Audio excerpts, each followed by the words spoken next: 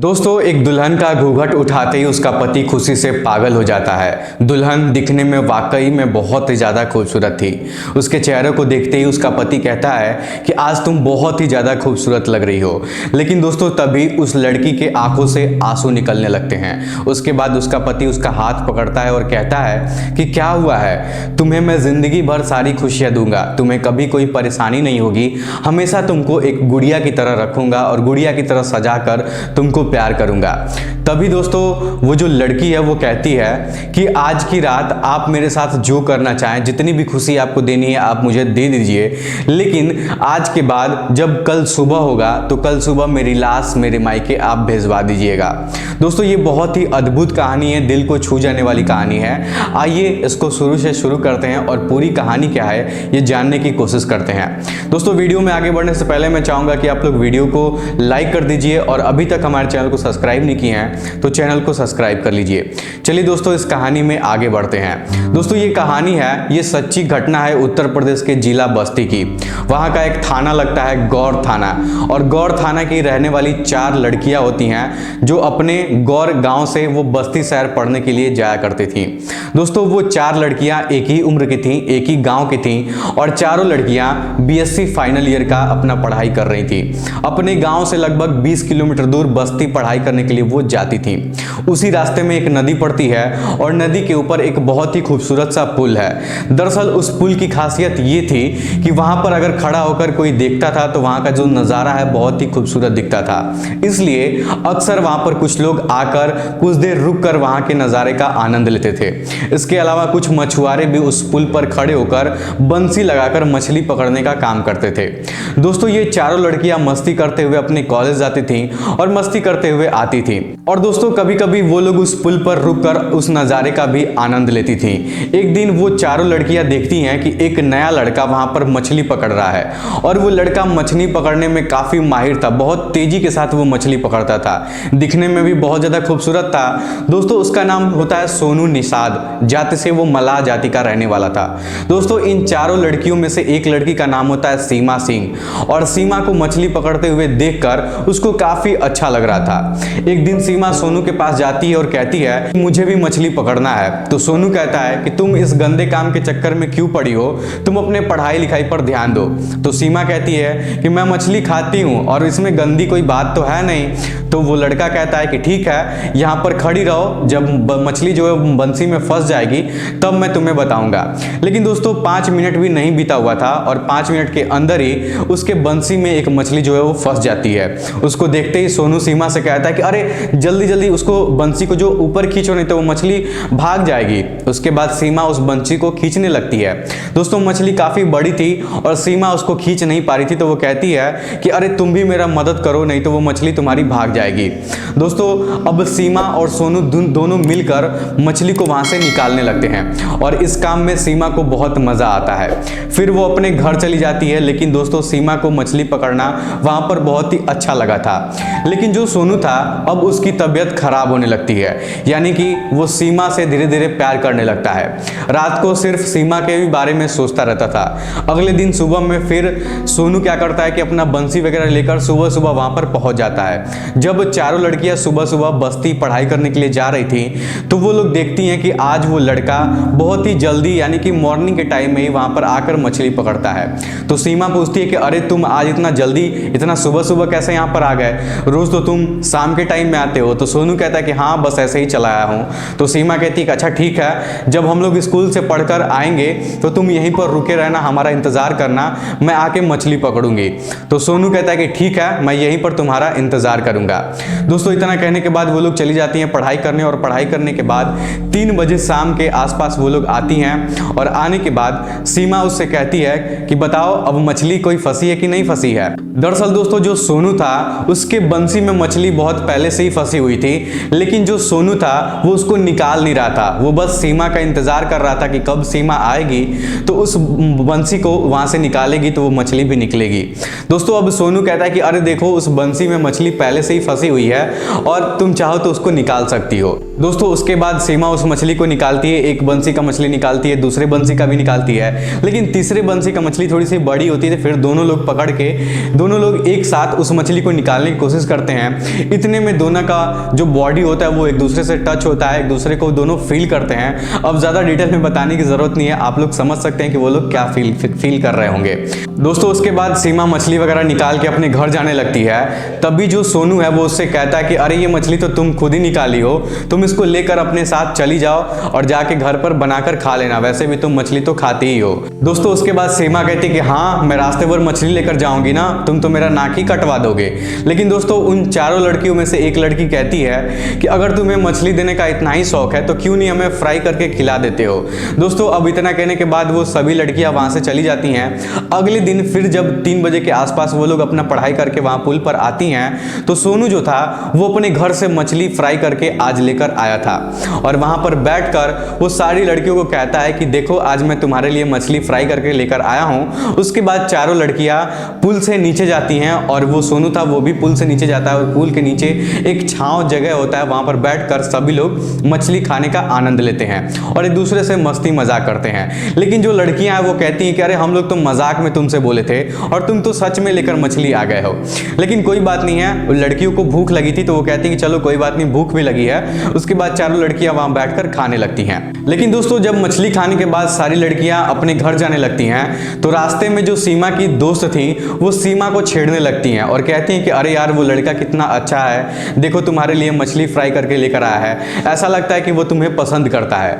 अब सीमा थोड़ा सा भड़क जाती है और कहती है कि इसमें मेरी कोई गलती नहीं है, तुम लोगों ने उससे बोला था मछली खाने के लिए तो बेचारा वो फ्राई करके लेके आ गया है, अब इसमें मेरा कोई रोल तो है नहीं। उसके बाद दोस्तों सीमा की जो दोस्त थी वो सब कहती हैं कि ठीक है कोई बात नहीं, लेकिन लड़का बहुत ही अच्छा है। दोस्तों वो कहते हैं ना कि प्यार किसी से भी हो जाता है, किसी को देखता नहीं है, चाहे वो कोई भी हो, किसी के साथ प्यार हो जाता है। सीमा की दोस्त ने सीमा से मस्ती मजाक में कहा था कि वो लड़का तुम्हें पसंद करता है, लेकिन इस बात को सीमा जो है वो सीरियस ले लेती है और वो भी घर जाने के बाद सोनू के बारे में सोचने लगती है और देखते ही देखते सीमा को भी सोनू से प्यार हो जाता है। दोस्तों अगले दिन भी यही होता है, सोनू वहां पर उसका खड़ा होकर इंतजार कर रहा था। जब सीमा अपने घर से निकलकर पढ़ने के लिए जाती है तो सोनू से कहती है कि मैं 3 बजे आऊंगी और मेरा इंतजार करना। तो सोनू कहता है कि ठीक है। उसके बाद चारों लड़कियां अपनी पढ़ाई करने चली जाती हैं और फिर जब पढ़ाई करके वापस आती हैं, इस बार सीमा जो थी वो सोनू के लिए समोसे लेकर आई थी और कहती है, सोनू से बोलती है कि क्या तुम समोसा खाना चाहोगे। तो सोनू कहता है कि समोसा। तो सीमा कहती है कि हाँ समोसा। तो कहती है कि तुम हम लोग के लिए मछली बनाकर लेकर आए थे। तो वो सीमा कहती है कि आज मैं तुम्हारे लिए समोसा लेकर आई हूँ। उसके बाद सीमा और सोनू और बाकी लड़कियां जो थी वो सभी लोग पुल के नीचे जाती हैं और नीचे बैठकर वहीं जहाँ लोग मछली खाए हुए थे वहीं पर बैठकर समोसा खाने लगते हैं। उसके बाद दोस्तों दोनों तीनों के बीच में बहुत सारी बातें होती हैं। तभी दोस्तों सोनू कहता है कि मैं भी बहुत ज़्यादा पढ़ा लिखा हूँ और लखनऊ से मैंने डी फार्मा किया है और अभी अभी कुछ टाइम पहले मेरी पढ़ाई पूरी हुई है। सीमा ये बात सुनकर हैरान हो जाती है और बोलती है कि फिर तुम ये मछली पकड़ने का काम क्यों करते हो। तो सोनू कहता है कि मेरे माँ की तबीयत खराब है, डॉक्टर बोले हैं कि उनको मछली वगैरह खिलाया करो और इसलिए मैं मछली पकड़ने आता हूँ। उसके बाद सोनू कहता है कि मैं जात का मलाह हूँ तो हमारे लिए ये सब काम बहुत आसान होता है। और सोनू ये भी कहता है कि तुम्हारे गांव के बगल का ही मैं रहने वाला हूँ। दोस्तों मात्र 3-4 दिन की मुलाकात में सोनू और सीमा एक दूसरे को चाहने लगते हैं। दोनों एक दूसरे का नंबर भी ले लेते हैं और दोनों एक दूसरे से बातें भी करने लगते हैं। उस पुल के अलावा वो लोग और भी जगह एक दूसरे से मिलने जुलने लगते हैं। लेकिन दोस्तों कहते हैं ना कि कुछ भी हो जाए लेकिन प्यार छुपाने से छुपता नहीं है। ना जाने किस तरीके से सीमा के घर वालों को ये सारी बातें पता चल जाती हैं। सीमा के घर वाले बहुत ही ज्यादा दबंग किस्म के आदमी थे। उसके बाद सीमा के पापा ठेकेदारी का काम करते थे। दोस्तों 3-4 दिन बाद सीमा के घर वाले 4-5 लोगों को लेकर उस पुल पर जाते हैं और सोनू को वहां पर पकड़कर बहुत ज्यादा मारा जाता है। सोनू को मार मार के उसकी हालत खराब कर दी जाती है। लेकिन दोस्तों सोनू समझ नहीं पा रहा था कि उसको वो सभी लोग मार क्यों रहे हैं। अब उन लोगों में से एक आदमी होता है जो सोनू से कहता है कि तुम अपनी औकात में रहो और ज्यादा इश्कबाजी के चक्कर में ना पड़ो, नहीं तो यहीं से मारकर तुम्हें पुल के नीचे फेंक दूंगा और किसी को कानो कान खबर नहीं होगा। दोस्तों अब वो जो लड़का था सोनू वो समझ चुका था कि उसको मार क्यों पड़ रही है, किस वजह से उसको मारा जा रहा है। उसके बाद दोस्तों सोनू कई दिनों तक उस पुल पर नहीं आता है, पुल छोड़ देता है। लेकिन दोस्तों कहते हैं ना कि दो प्यार करने वाले किसी के कहने से अलग नहीं नहीं हो सकते हैं जब तक वो खुद को एक दूसरे से अलग ना कर ले। दोस्तों इधर सीमा की हालत भी खराब थी और उधर सोनू भी बहुत ज्यादा परेशान था। दोनों एक दूसरे से काफी दिनों तक मिले भी नहीं थे, तो दोनों के अंदर बहुत ही ज्यादा बेचैनी थी। दोस्तों 10-15 दिन बीत जाता है। जब दोनों के अंदर का डर थोड़ा सा खत्म हो जाता है तो दोनों, सोनू और सीमा दोनों एक दूसरे से फिर से वहीं पुल पर एक दूसरे से मिलते हैं और फिर से दोनों की मुलाकात वैसे ही पुराने तरीके से शुरू हो जाती है, सिलसिला मिलने जुलने का। एक दिन अचानक सीमा और सोनू दोनों एक दूसरे से पुल के नीचे बैठकर बातें कर रहे थे, तभी सीमा के घर वाले वहां पर आ जाते हैं और दोनों को एक दूसरे के साथ वहां पर देख लेते हैं। उसके बाद वो लोग सोनू को इतना ज्यादा मारते हैं, इतना ज्यादा उसको पीटते हैं, जिसकी वजह से सोनू अपनी जान बचाने के लिए नदी के अंदर कूद जाता है। सीमा उसको बचाने की बहुत कोशिश करती है और सीमा की जो दोस्त लोग थी, जो स्कूल से उसके साथ पढ़ के आई थी, वो लोग उससे पीछे हट जाती हैं और उनके परिवार में कोई दखल नहीं देती हैं। लेकिन दोस्तों उसके बाद भी ये दोनों एक दूसरे से मिलते जुलते रहते हैं, इन लोग का सिलसिला ऐसे ही चलता रहता है और दोनों एक दूसरे से एक मंदिर में जाकर शादी भी कर लेते हैं। दोस्तों साथ जीने मरने की कसम भी खाते हैं। और दोस्तों जब ये बात सीमा के घर वालों को पता चलती है कि सीमा अब शादी कर चुकी है और वो लोग ये समझ जाते हैं कि सीमा अब हम लोग के पकड़ से बाहर निकल चुकी है, अब मना करने से वो मानने वाली नहीं है, इसलिए दोस्तों सोनू के ऊपर छेड़खानी का, चोरी का, मर्डर का केस लगाकर उसको सीमा के घर वाले उसको जेल भेजवा देते हैं। कई महीनों के लिए जो सोनू था वो जेल में बंद रहता है। इसी बीच सीमा के घर वाले सोचते हैं कि सीमा की कहीं शादी कर दे, शायद इसलिए सब कुछ ठीक हो जाएगा। लेकिन सीमा के घर वाले ये भी सोचते हैं कि सोनू शायद अगर जेल से निकलेगा तो फिर से वही सब दोनों काम करेंगे, इससे अच्छा है कि सीमा की शादी करवा दी जाए। दोस्तों उसके बाद उत्तर प्रदेश के बलरामपुर में एक लड़के से शादी तय कर दी जाती है सीमा की, जिस लड़के का नाम पंकज सिंह होता है। कुछ दिन बाद दोनों की शादी भी हो जाती है और शादी होने के बाद सीमा जो थी वो पंकज के घर चली जाती है। उसके बाद वो सुहाग रात वाली कहानी स्टार्ट होती है जो स्टार्टिंग में मैंने आपको बताया है। जब ये बात पंकज को पता चलती है तो पंकज भड़क जाता है और कहता है कि तुमको क्या लगता है कि इतनी आसानी से मैं तुमको छोड़ दूंगा? शादी में इतना सारा पैसा खर्च हुआ है लेकिन तुम्हें छोड़ने का कोई मतलब नहीं है। दोस्तों पंकज कहता है कि तुमने अपनी जिंदगी में जो भी किया है मुझसे उससे मतलब नहीं है, लेकिन अब तुम मेरी पत्नी बन चुकी हो तो अब तुम्हें मेरे ही साथ रहना होगा। अब चाहे तुम उस तरीके से रहो चाहे इस तरीके से रहो, लेकिन मैं तुम्हें छोड़ूंगा नहीं, किसी भी तरीके से तुमको अपने साथ रखूंगा। लेकिन दोस्तों तभी सीमा कहती है कि तुम्हें जो मन करना है मेरे साथ कर लो, लेकिन कभी ना कभी जो तुम मुझे अकेला छोड़ोगे ना उसके बाद मैं अपनी जान ले लूंगी। उसके बाद दोस्तों सीमा अपनी सारी कहानी पंकज को बताती है कि ये सब कहने के पीछे का कारण क्या है। उसके बाद सोनू का नाम उस लड़के को बताती है और कहती है कि इस लड़के से मैं बहुत ज्यादा प्यार करती हूँ और सारी कहानी एक एक करके पंकज को सुना देती है। ये सारी बातें सुनकर पंकज जो था वो अपने रूम से बाहर चला जाता है और बाहर जाने के ठीक 5 मिनट बाद फिर से वो अपने रूम के अंदर आता है, लेकिन उसके पीछे पीछे सोनू भी होता है। सोनू रूम के अंदर आता है और सीमा को पुकारता है तो सीमा उसकी आवाज सुनकर बहुत ज्यादा खुश हो जाती है। दोस्तों उसके बाद पंकज सीमा से कहता है कि लो तुम्हारा प्यार, तुम्हारा सोनू आ गया है जिसके लिए तुम अपनी जान देने जा रही थी। उसके बाद दोस्तों बेड से सीमा कूदकर नीचे उतरती है और सोनू को गले लगाकर और उससे लिपट कर रोने लगती है।